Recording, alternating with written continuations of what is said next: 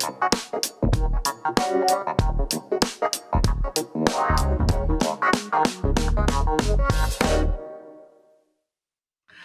back, everyone, to Point of Sale, where we break down great retailers and the data and technology that, of course, move their supply chains. And before we get into today's episode, we got a couple of things we're going to touch on before we welcome our wonderful guest on the show to talk about an area of logistics that I can't get my head around. We, of course, got to let you know that this year, over half of the Fortune 500 are using the same asset-light transportation company. Do you know who it is? It's RXO Logistics. That's the transportation partner that gives you massive capacity and the cutting-edge technology to seamlessly move any size freight load anywhere in North America. They've got their digital platform. You can get access to more than 1.5 million drivers. That's right, 1.5 million drivers, customized routes, real-time price optimization, and of course, much, much more. And you can see everything that they're doing at RXO at rxo.com. That's right, RXO, simple, RXO.com. And to get into today's show, I, of course, want to remind you of our events. We haven't had one since F3, and I think that's because we all had so much fun. We had to take a little breather, take a break, relax, get back with our families after we enjoyed so much time with our favorite logistics friends out there. And one of my favorite Freightways events is now coming to you virtually, and that's our Domestic Supply Chain Summit. And I'm very excited because actually right around this time last year, maybe a couple years in from the anniversary, I started this show, I actually took over the show, Point of Sale, from the wonderful host from before, Andrew. And a part of the summit, I actually got to interview John Gold. He's the National Retail Federation's Vice President of Supply Chain. And I get to do that again this year, a whole year later, a whole year, totally different market, totally different circumstances. A lot of things have happened in the last 365 days. So I'm really excited to be able to be on the same exact guest to the Supply Chain Summit this upcoming 2 weeks from now. That's December 14th. And we're going to talk about, of course, everything retail and supply chain. And this is a perfect time for all of you to send in your questions. When you go ahead and you get your newsletter later this week, or even next week, you got a couple weeks to do so, shoot me back, email back, send me any questions that you would like to have answered by him in this upcoming summit. We'll make sure that we try to address everything that we can, but I think it'll be really great. This is an opportunity for you guys to ask someone who's very much well-known in the retail area and has a lot of knowledge of what to expect in 2023. And that's what we'll be covering. We'll be doing a quick review of what we saw in 2022 and really what we need to prepare ourselves as retailers for in 2023. So very excited to meet with John again. It's going to be a really good time and also very nostalgic, right? To see a full year of not only doing this show and all of the great content that we've covered, but to be able to wrap it up the year with John himself and go over really same thing that we did last year. We talked about what to expect in this year. So I'm going to jump back to that old interview and see if exactly we're right or we're wrong and what caused us to be wrong. Because I will say I don't think people were expecting as much as a downturn quickly, especially in retail, as we have. So excited for that. Of course, we'll have another amazing guest for you. To name a few, David Corral. He's the research scientist at MIT Center for Transportation and Logistics.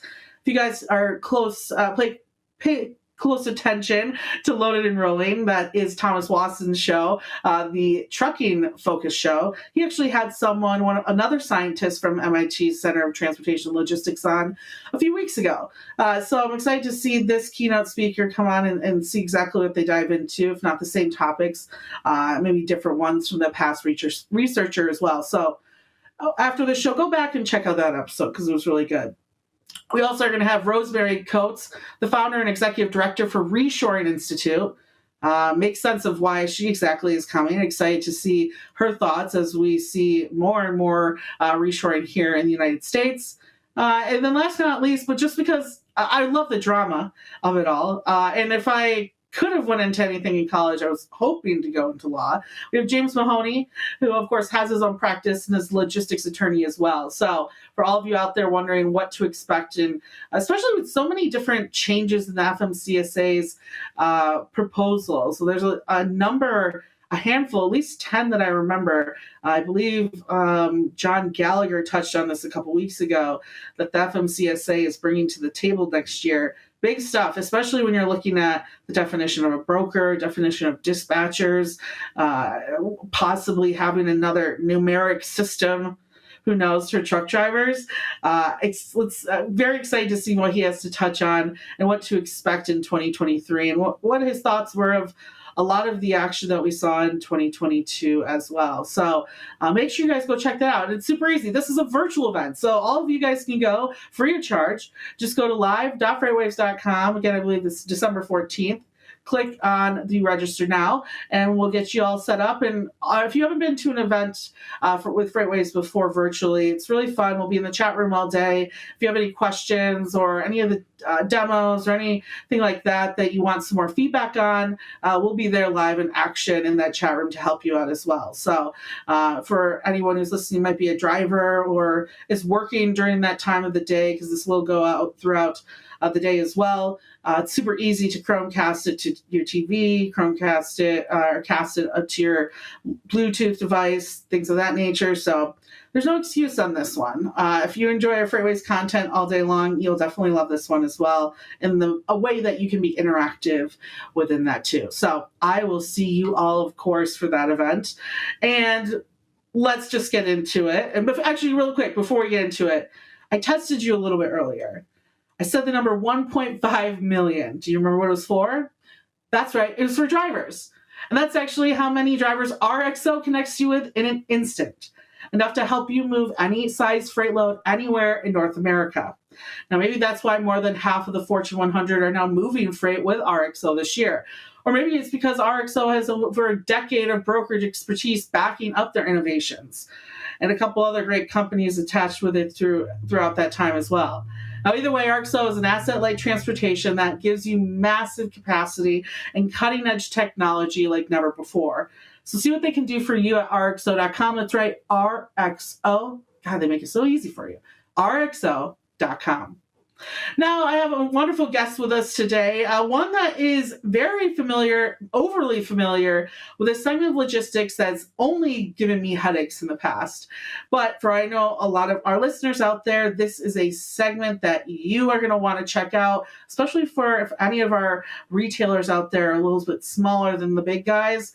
We're going to make sure that you leave here with some advice. I have with us today Curtis Garrett. He's the Senior Vice President of LTL for Freight Plus, and he's the founder and Chief Creative at Understand LTL. Curtis, thank you so much for joining me today. I'm happy to have you on. Not a problem. Happy to be here, Grace. You're not a football fan, are you? College football?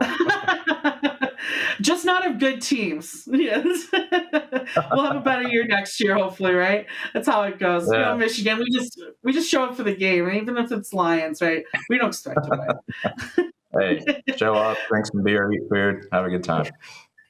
That's exactly it. Let's just put a beer mug back there, and then we'll all be good.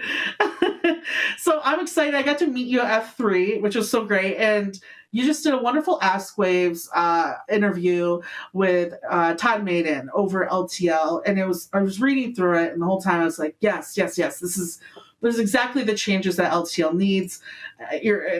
Of course, love finding out that the name of the company you founded is Understand LTL, because I think everyone's out there thinking that, how can I understand this market more? And your experience is so vast. Can you tell us why LTL? I saw that on LinkedIn. You dove right into LTL when you started your career in transportation. Why this sector of the market? Yeah, I guess I just really lucked out that I dove right into the place that, was probably the best for me in any industry, let alone the transportation sector. So really it was by accident. A lot of people have that story. I needed a job going to college and started working for Old Dominion on the dock. And the plan was just do it for a few years until I graduated and got a real job. So here I am still without a real job almost 16 years later. But I'm loving it. And really just all my interests are around, numbers and quantifying real life things, maps, geography, just the flow of, goods and people and vehicles around the world and around the country. So it scratches most of my itches. And the more I learn, the more fun I have just with growing that knowledge base. It's incredible. I mean, you're 100% right. It is almost a lot of what we work with in the truckload side, but even more detailed, especially when it comes to geography and zones and all of that jazz and the numbers. I'm sure number crunching is a huge part of it as well. Knowing your dimensions and everything within that is huge, and knowing it right off the head. I'm sure you you could probably quote a lot of LTL freight yourself without having to use mechanisms. And I guess I'm interested in what brought you to maybe your adult job, right, of founding Understand LTL. What's the goal of Understand LTL, and what made you decide to start that company? I just get fed up with, the way things are if they're not done well. And if they're overly complicated and we're taking, more steps than we need to take. So one thing I did a few years ago was I just got tired of going to all the different carrier websites and trying to, search through and find their rules tariff and where they put it on the site. It was different for everybody. So I created a website, ltltariffs.com, that just consolidates, it's basically a link to each carrier site and the rules tariff. So just that's kind of what I've been doing. That's a good example of, can we add a little bit of leverage to something here through the form of a tool, technology, a process, just to make things a little more streamlined.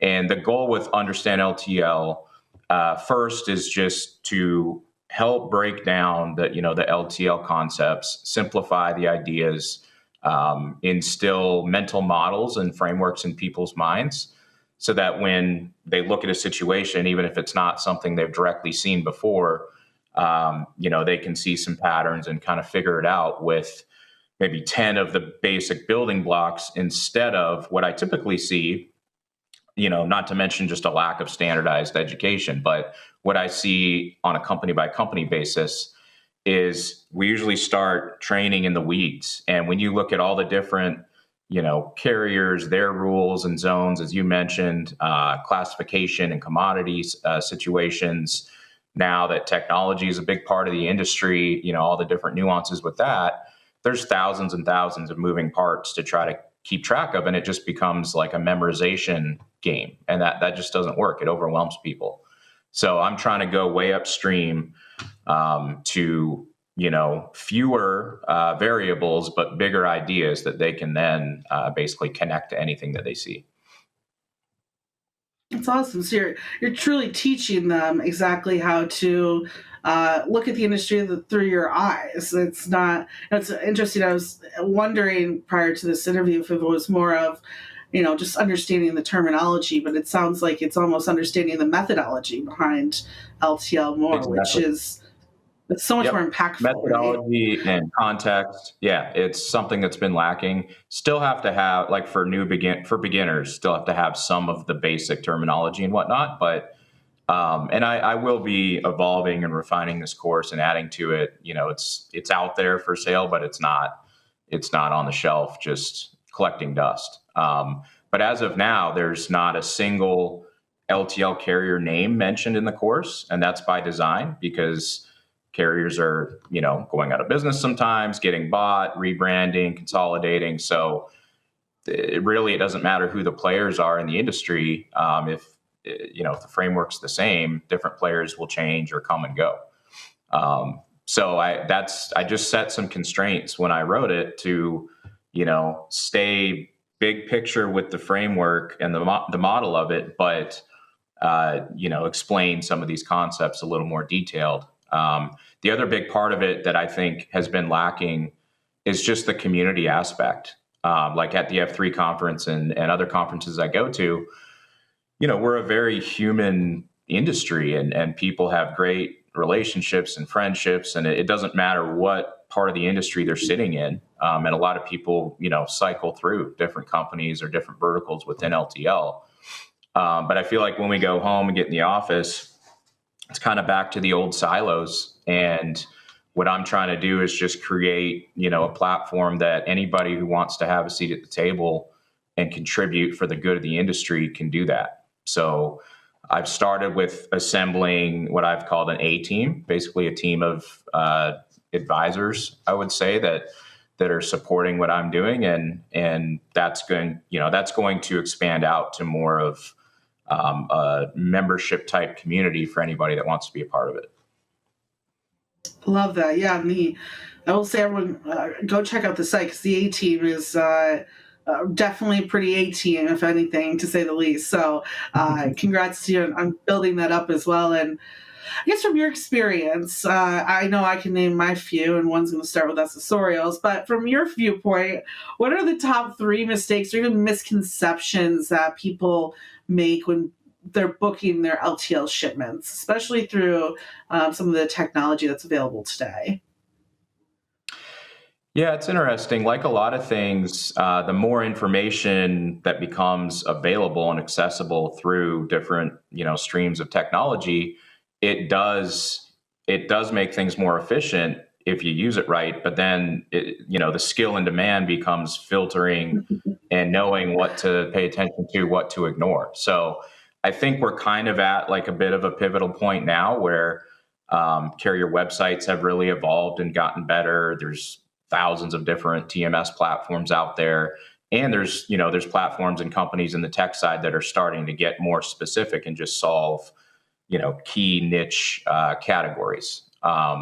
So one mistake I would say, is a smaller shipper, for example, if they're not real savvy on LTL and how things work, stick with a good TMS or, something that consolidates your options. You don't have to go out to each individual carrier website where things might look a little bit different. Plus, it's just kind of added time to cycle through 4 or 5 different websites. So use a TMS. It's surprising how many still don't, but just the value of, saving that time, like I mentioned, but also just having all your shipment data and for tracking and visibility in one spot. It's just really helpful. Another mistake I see is just partial quoting, like just say putting in zip codes and wait to try to get a quick, price, but not being specific with locations and if there's a lift gate needed or different, as you mentioned, accessorials at pickup or delivery. And that's just typically the recipe for, a nasty surprise when you get the carrier invoice. So, full, complete, accurate information is definitely needed to get an accurate price. And then lastly, and probably the biggest misconception or mistake that I see is folks thinking that price is the only thing that matters and that it's basically a commoditized market. Every carrier is the same as the next, and you just have to find the best price. It just couldn't be further from the truth.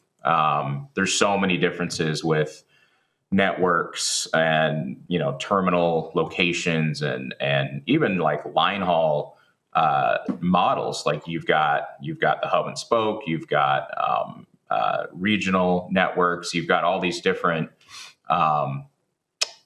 ways that carriers set up and move your goods around the country. So from a tech side to just customer service, there's a lot of differences.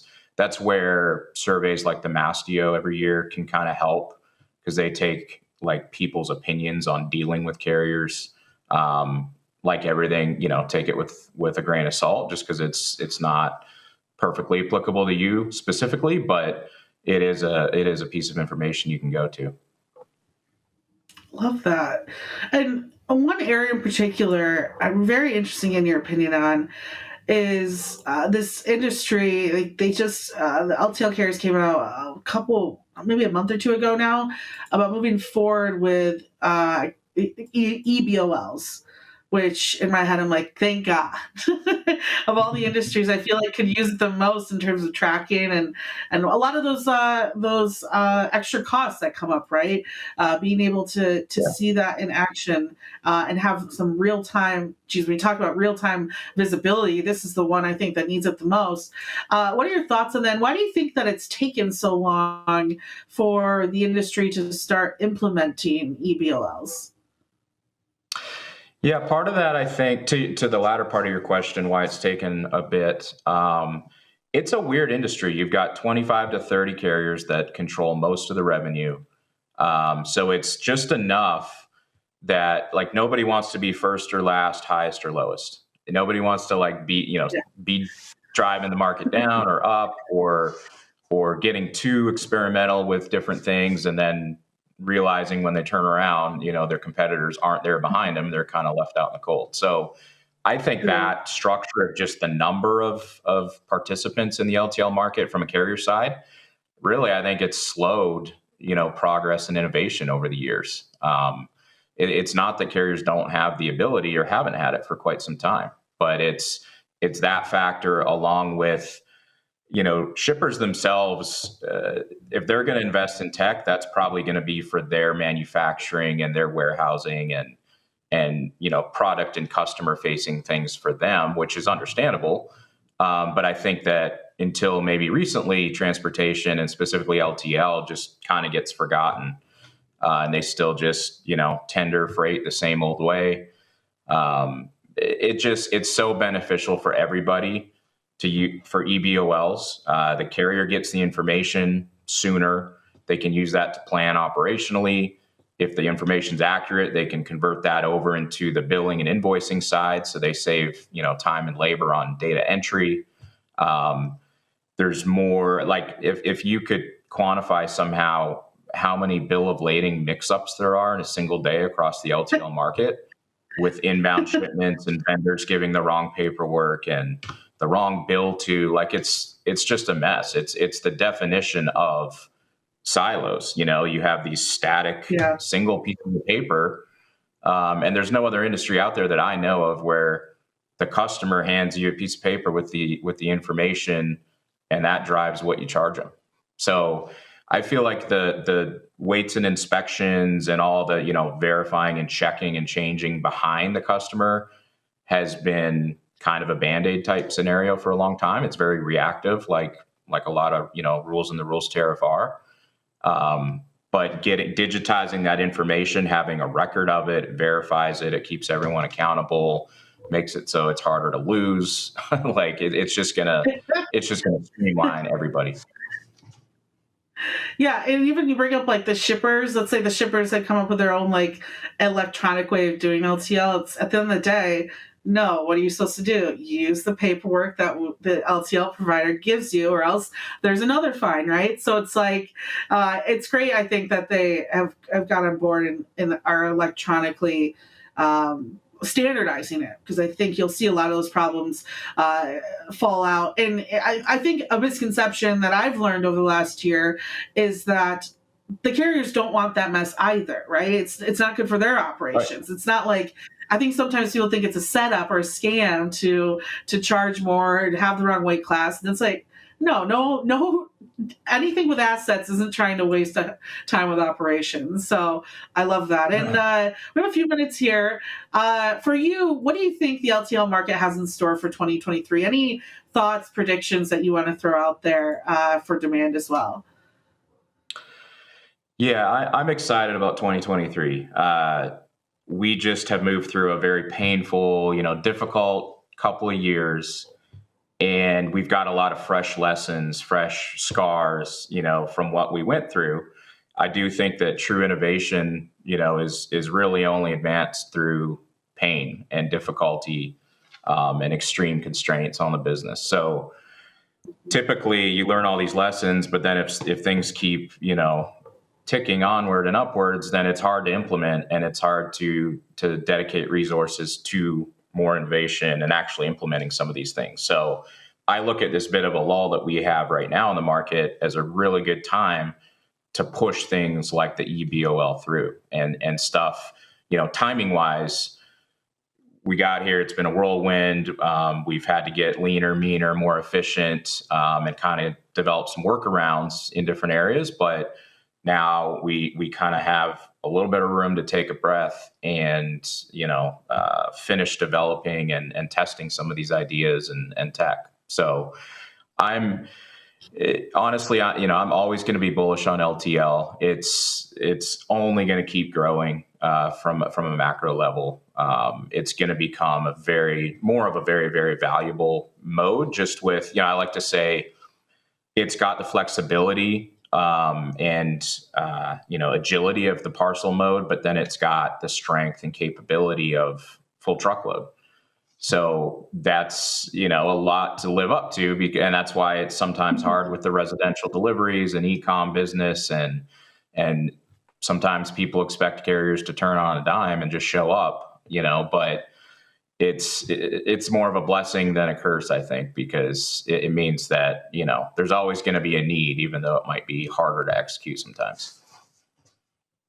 I agree with you. And I hope everyone left today with a better understanding of LTL. And if you don't understand it completely, well, thank goodness, because Curtis has Understand LTL for you to reach out to and learn more from today. And that's at understandltl.com. Is that right? Yeah. Perfect. Grab the domain too. Even better. Awesome. Well, thank you so much, Curtis, for coming on the show. I appreciate your time today. And for our audience out there as well, we wouldn't be anything without you. So make sure that you go and subscribe. If you aren't subscribed to our newsletter already, go to freightways.com/POS and you can subscribe to that now. Or you can go to the newsletter section and subscribe to all of them at one time. That makes it even easier. Wherever you're listening to this, make sure you like and subscribe so you can keep getting notified of new episodes. And check me out tonight too. Every night on SiriusXM channel 146, the Road Dog Trucking channel, from 5 to 7 p.m. You can check me out, and we're going to have some fun discussions on there too. Other than that, thank you so much for joining. Let me know if you have any questions for John Gold from National Retail Federation, and I will talk to you all next week.